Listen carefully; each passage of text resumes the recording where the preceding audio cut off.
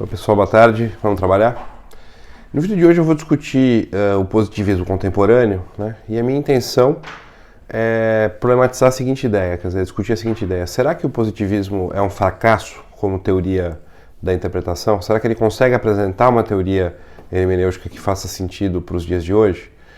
Para isso eu vou examinar rapidamente o pensamento de Kelsen e de Hart, né? O Kelsen da teoria pura no capítulo final sobre interpretação e o Hart do capítulo, se não me engano, 7 do conceito de direito, que fala da textura aberta das normas, né? Para a gente discutir um pouco então o que está ali, que ideias estão presentes ali e se a gente tem uma teoria da interpretação, né? Bom, vamos partir do seguinte pressuposto. O que é o trabalho do jurista, né, numa visão tradicional? Um trabalho com normas, né? Um trabalho com normas na visão textualista tradicional, o que eu chamo de legalismo liberal, pensamento que vem lá do século XVIII, XIX, enfim. Principalmente 17 e 18, né? Enfim, no final do 19 já começa uma crise bastante grave, escola de direito livre, escola histórica, enfim, né?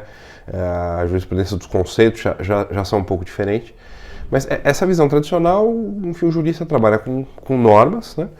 E o seu principal trabalho é identificar quais são as normas válidas, né? Como diz o Dworkin, né? Fazer um teste de pedigree, ver de onde essas normas vêm, se elas foram bem elaboradas, se elas têm validade, se elas estão em vigor naquele país e aplicar as normas ao caso concreto com uma série de métodos que, no fundo, quer dizer, tentam sempre preservar o texto da norma, né? Sempre o objetivo, o centro da interpretação é o texto, né? Adequar a lei ao caso, né? Fazer uma interpretação finalística do texto legal, né? Entender a intenção do legislador, né? São todas formas de argumentar e de interpretar que vão surgindo historicamente, mas que tem o texto como referência central, né? Então esse é o trabalho do jurista tradicional. E conforme o século XX começa e os autores do positivismo contemporâneo vão escrevendo, a visão desse trabalho do jurista vai sofrendo um relativo abalo, né? Porque veja, nessa visão, né, o juiz não escolhe uma interpretação, né? O pressuposto é que ele vai aplicar o texto, né? Então ele não vai fazer uma escolha interpretativa. Ele vai simplesmente pegar o texto pertinente àquele caso e interpretar o texto em função do caso, né? O que acontece nos positivistas contemporâneos, no pensamento dos positivistas, vamos dizer, do século XX, é que fica ressaltado esse aspecto da escolha, né? E, portanto, eu tenho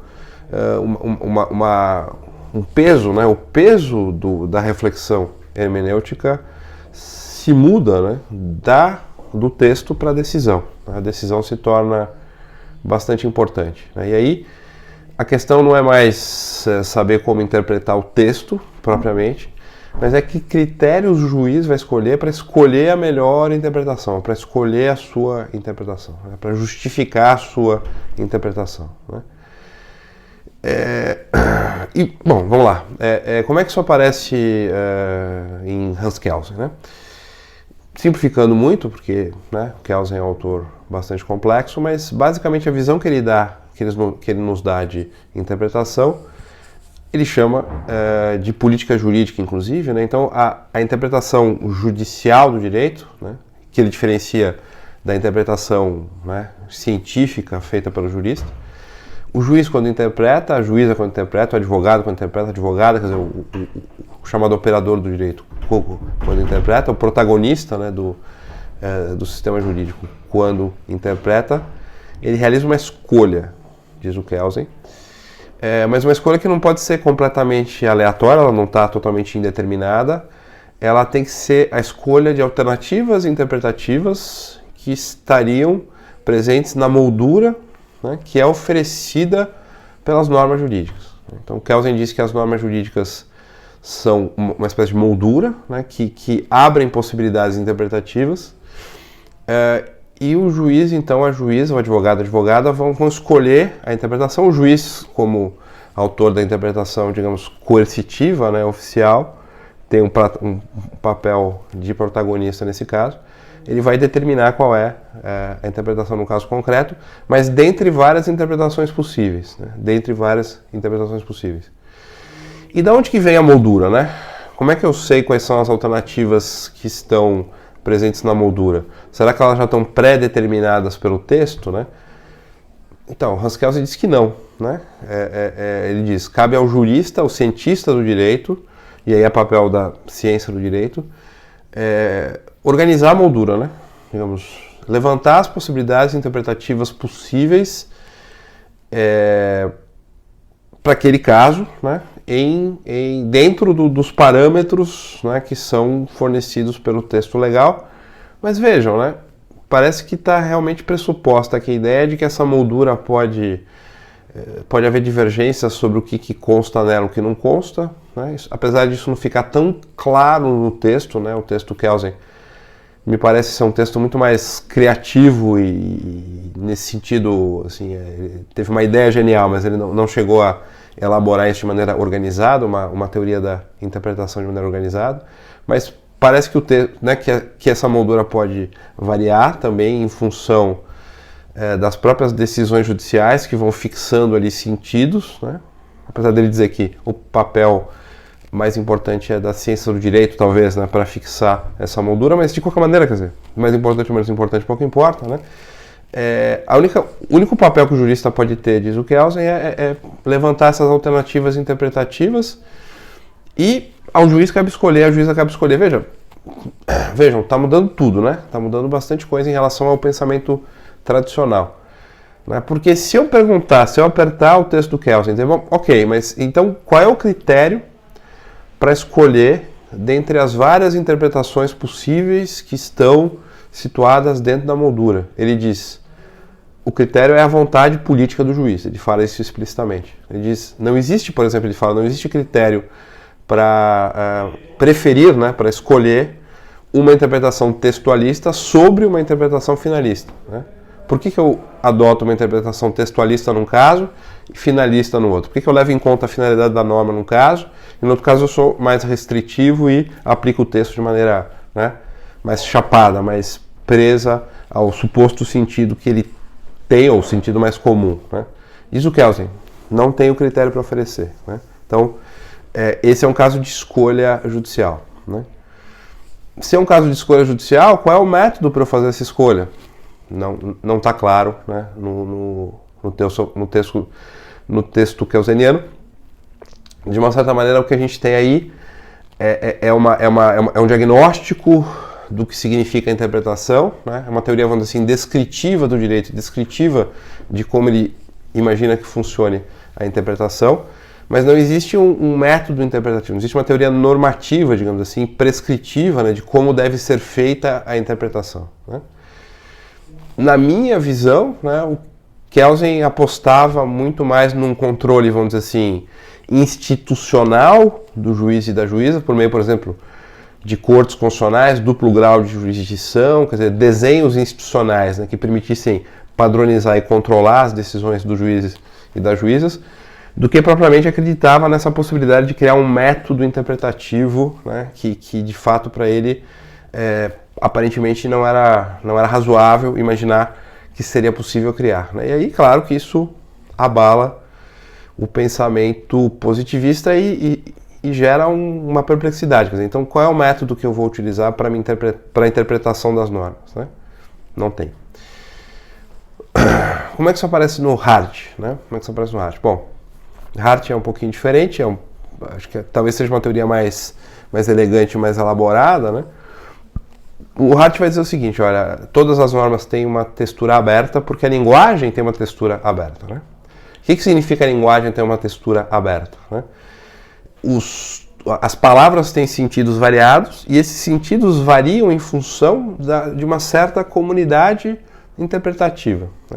É um conjunto das pessoas que utilizam a linguagem nas suas comunicações cotidianas, etc., que vão fixando o sentido dessas palavras e também vão modificando o sentido dessas palavras, né? E esse sentido pode se modificar, né?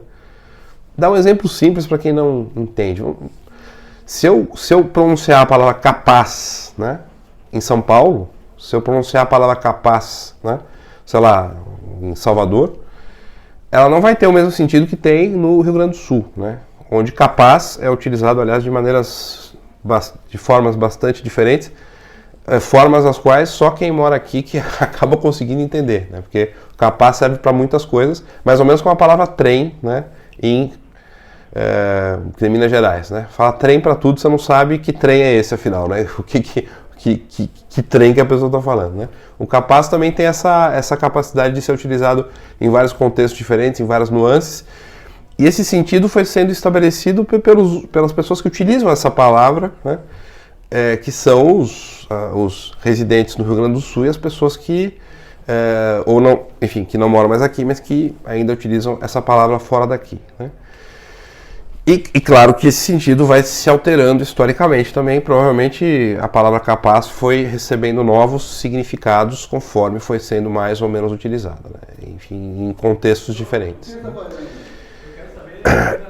Quer dizer, imaginem que, né, os juízes e os juristas são um conjunto de intérpretes, né, autorizados de determinadas palavras, e eles trabalham com esses termos, né, de forma cotidiana. Então é essa comunidade de intérpretes que vai fixando o sentido dessas palavras, e esse sentido vai se modificando pela sua própria utilização, né? Vou dar um exemplo disso, né? No Código Penal de 1940 existia uma palavra que era, uma expressão que era mulher honesta, né? Para se referir à violência sexual, né? E mulher honesta, quando foi criado o Código Penal, significava basicamente mulher casada, né? Ou uma mulher solteira que fosse virgem, né? Era essa a questão. E, enfim, que tivesse uma vida honesta, de acordo com uma certa visão do que deveria ser honestidade, né? Evidentemente que com a evolução a lei continua a mesma, né? O texto legal ficou lá paradinho, mas a sociedade foi se transformando e começou a não fazer sentido falar em mulher honesta nesses termos, e essa lei foi perdendo a importância, foi deixando de ser aplicado esse termo, até que, se eu não me engano, ele saiu inclusive do Código Penal, não existe mais essa expressão lá, né? Então esse é um caso fácil de entender, né? Como as normas têm uma textura aberta, e esse sentido pode variar de acordo com a comunidade dos intérpretes, né? Isso significa que, ao tomar uma decisão, né, o juiz pode alterar o sentido de uma palavra, e, portanto, né, a decisão tem uma dimensão criativa, né, como no caso do Kelsen também. O Kelsen dizia, né, o juiz, quando interpreta, faz uma escolha, né, e essa escolha interpretativa cria norma, né? Cria novas normas, uma norma concreta que vale para o caso. Se for a Suprema Corte, uma norma abstrata, a Suprema Corte cria normas. Então o juiz cria normas, né? Cria normas para o caso concreto a partir dos textos normativos. Mas diz o Hart, veja, então, de novo, esse espaço de escolha do juiz, que se o Kelsen chamava de política jurídica, né? O Hart vai chamar de discricionariedade, ele diz que é um espaço discricionário. Esse espaço de discricionariedade que o juiz tem, ele também não está vazio, né? Diz o Hart. Ele está, enfim, então ele diz, naturalmente, no processo de interpretação das normas pela comunidade dos intérpretes, vão surgindo, né, o que ele chama de zonas de clareza, digamos assim, ou zonas de penumbra, né? Zonas em que o sentido das palavras é muito evidente para aquela comunidade, para aquele grupo, e zonas em que o sentido da palavra, o sentido daquele texto, né, o sentido daquele texto normativo, acaba sendo um sentido obscuro, né, especialmente em casos chamados difíceis, né, que desafiam a interpretação jurídica que está assentada, né, que está estabelecida, né? Então diz o Hart, né, o juiz escolhe apenas nos casos difíceis, né, apenas nos casos difíceis, aqueles casos, enfim, no qual há uma controvérsia entre a comunidade dos intérpretes, em que não tem clareza sobre qual deve ser o sentido daquele texto. Então, nesse caso, ele faz uma escolha, né, mas, de novo, né, qual é o método para fazer essa escolha? Tudo bem que é só de vez em quando, né, diz o Hart, é só nos casos difíceis. Tudo bem que, né, isso não acontece o tempo todo, diz o Hart. Dworkin já vai discordar disso. Mas, então, eu pergunto, Hart, né, se eu estivesse falando com o grande Hart, Eu diria, bom, e aí, Hart, mas qual é o critério para se fazer essa escolha, né? Se fazer essa escolha dentro desse espaço de discricionalidade no caso difícil. Ele também não apresenta, né, um método para fazer a escolha, né? Ele faz uma descrição de como funciona a interpretação, a hermenêutica. Ele tem uma visão, né, dessa zona de penumbra e dessa zona aliás, são conceitos extremamente úteis para a gente pensar a interpretação, mas também não tem um método para fazer a escolha. E claro, né, para o Hart ele vai dizer, olha, o trabalho do jurista continua basicamente o mesmo, nos casos fáceis, né, na maior parte dos casos, então ele só vai ter o trabalho de verificar se a norma é válida, é claro, tem que verificar se aquela interpretação está na zona de penumbra ou está na zona de obscuridade, ou na zona de clareza, né? Então vai ter que olhar a jurisprudência, vai ter que olhar as demais interpretações, dar uma olhada de como está funcionando, né, a interpretação na doutrina. E aí, se for um caso fácil, ele vai decidir da maneira, né, trivial, e se for um caso difícil, aí ele vai ter a legitimidade para fazer a escolha, e de acordo com Hart, isso não perturba, né, a visão do trabalho do que significa ser jurista, né? Mas, de qualquer maneira, né, temos aí uma questão nova, né, diferente, né, do pensamento tradicional, que são dois autores positivistas, explicitamente admitindo que o juiz faz escolhas, né, no caso do Kelsen, talvez de maneira mais radical, né, faz escolhas em todos os casos, né, dentro da moldura, né, dentro de uma moldura. Mas uma moldura, veja, que não é oferecida diretamente pelo texto, né? É uma moldura que vai sendo traçada pelas ciências do direito e talvez por interpretações anteriores. Daria para ler o Kelsen perfeitamente usando a ideia de comunidade de intérpretes, apesar disso não estar explícito ali. Mas de qualquer maneira, quer dizer, existe uma moldura que supostamente, né, limitaria a escolha, né, mas ao mesmo tempo a própria moldura vai sendo transformada pela interpretação, né?